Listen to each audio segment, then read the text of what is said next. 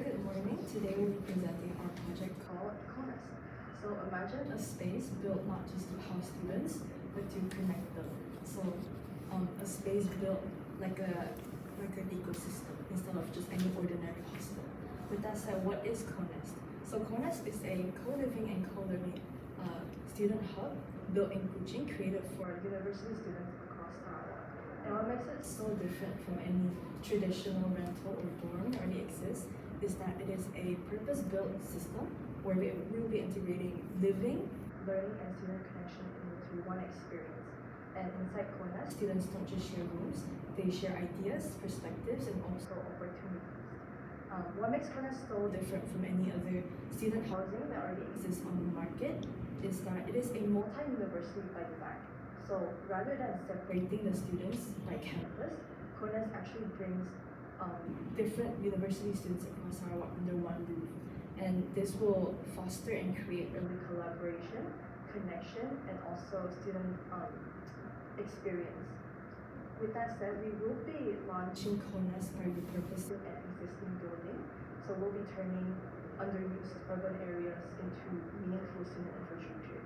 And this will make our project more cost efficient, sustainable, and also more practical. Not only that, we actually also gathered feedback from students through online surveys and forums.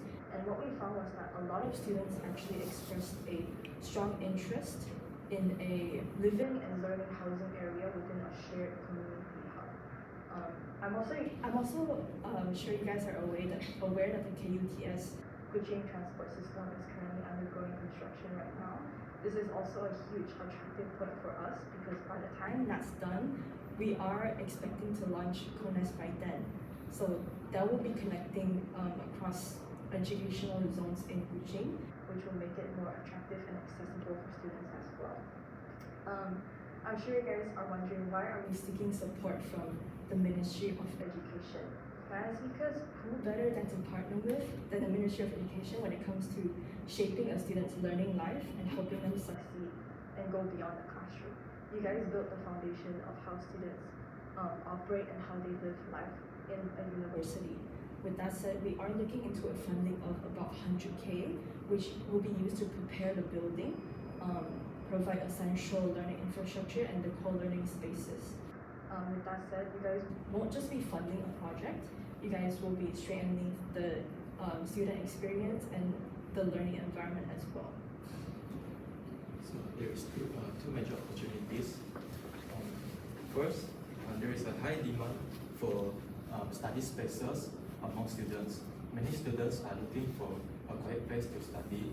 So offering a dedicated study room and good Wi-Fi helps to our co-living spaces to increase attraction. So the second opportunity is the trend towards sustainable and community living. Young people prefer eco-friendly and enjoy being part of a supportive community, and our co-living model fit these values very well. However, there are also a few threats to be considered. One is rising competition. Accommodations, hostels, and even co-working spaces are appearing more and more around in Kuching. So we have to offer these units to stand out. And the second threat is student transportation. If students find it difficult to travel or even costly between our location, even in their campus or even in the city, they might choose to live elsewhere. And lastly, we must also consider the students' health and concerns. Shared space can create risks if hygienes, securities, and even emergencies procedures are not well managed. Maintaining a safe and clean environment will be essential for building trust. Overall, we have a strong opportunity to grow, but we also need to manage this external challenge very carefully. For the marketing, for the segment. So we focus on university students between the age of 18 and to 25 years old onwards. So this age group of young adults, they are still studying, learning to be independent, and building their routines. Therefore, many of them living away from home for the first time. So they need a space that makes them feel safe, supportive, and suitable for their student life. Our space is designed to match the lifestyle and needs of their age group. Next is geographic segment. So our target users are based in Kuching. This includes the local students, but also a large number of outstation students who move to the city and to pursue their study. When they come to Kuching, they often struggle to find housing that is affordable, convenient, and close to the campus. We want to provide a space that helps them feel adjust to the city and feels like home. So, thirdly, for behavioral. Students today rely heavily on strong and stable Wi-Fi, which means this is for their classes, assignments, and for their entertainment. They also prefer flexible living arrangement because of their schedules and needs can change. And as we know, most of them are very active on social media, so they are easily influenced by what they see online, such as reviews, trends, and recommendations from friends. Because of this, the services and the facilities will often need to match their lifestyle, need to match their digital habits. So lastly is psychographic segment. When we look at the psychographic segment, these students value community, which they want to feel connected and not to feel lonely. They also prioritize comfort and convenience, especially since studying can be stressful, especially during the end of the term. A comfortable environment helps them to stay focused and motivated. Their lifestyle is very study-oriented, so they look for spaces that support productivity and well-being. By understanding these four segments, which are demographic, geographic, behavioral, and psychographic, we can design a co-living space that truly meets the needs of the university students and helps them to feel supported throughout their studies. Research shows that since they spend an average of 9 hours per day online, 3 in 4 admits that they spend too much time on phone. So during the pre-launching phase, we aim to create eye-catching posts and attractive reels.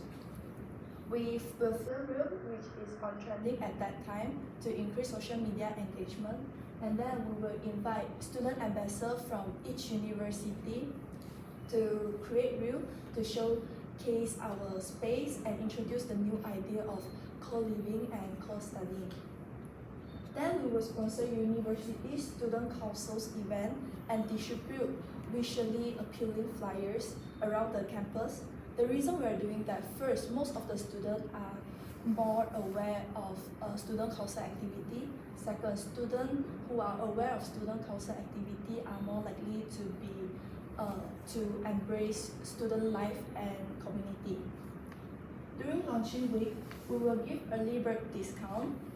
New tenants joining for the first 3 months will get 10% off, and then they can stack with 5% off if they bring a friend during the first month, reaching the maximum total amount of 50%. The first networking event will hold on second month after the bring a friend discount. Students will post the networking event on their social media. Then we will follow up with a recap that prominently features a deadline notice for the first 3 months discount. 3 months later, we will keep collecting feedback from student tenants and improve our space, keep sharing more contents in our social media.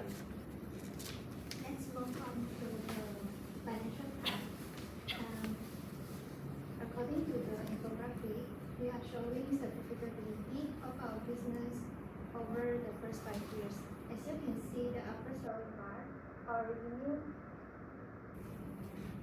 grows consistently each year because the cost of goods sold remain low and predictable. Even as we grow, our operating expenses increase increase on this slide each year because most of our costs, such as rent, utilities, staff, are stable and scalable. Even this allows our business to become more efficient with higher margins and stronger operational performance. Overall, the profit and loss data shows a healthy progressions, rising revenue, control expenses, and increase net profit. This will give us a strong confidence that our business can scale successfully over the next 5 years. Our initial investment was 2073 549.2 million, and the project has consistently generated returns annually. Overall, CoreNest has achieved a 5-year average ROI of 44.28%. This means that on average, the invested capital has yielded returns of over 44% per year. For a real estate operation project, the return rate is highly attractive. Generally, traditional real estate investments may offer returns of around 5% to 10%, while CoreNest's ROI is significantly higher. The stable and high ROI indicates that the project not only has strong profitability but also highly efficient capital utilization.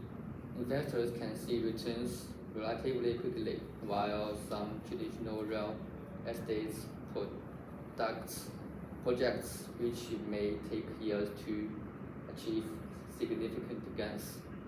Our CoreNest represents a stable and relatively low-risk investment opportunity suitable for investors seeking high returns and short payback periods. For the final part of our financial analysis, I will highlight the cash flow strength and the capital recovery. As you can see, our payback period is 2.27 years.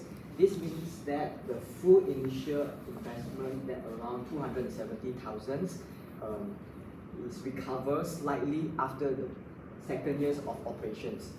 This also shows that our business is strong and reflect healthy demand, efficient cost control, and reliable recurring incomes.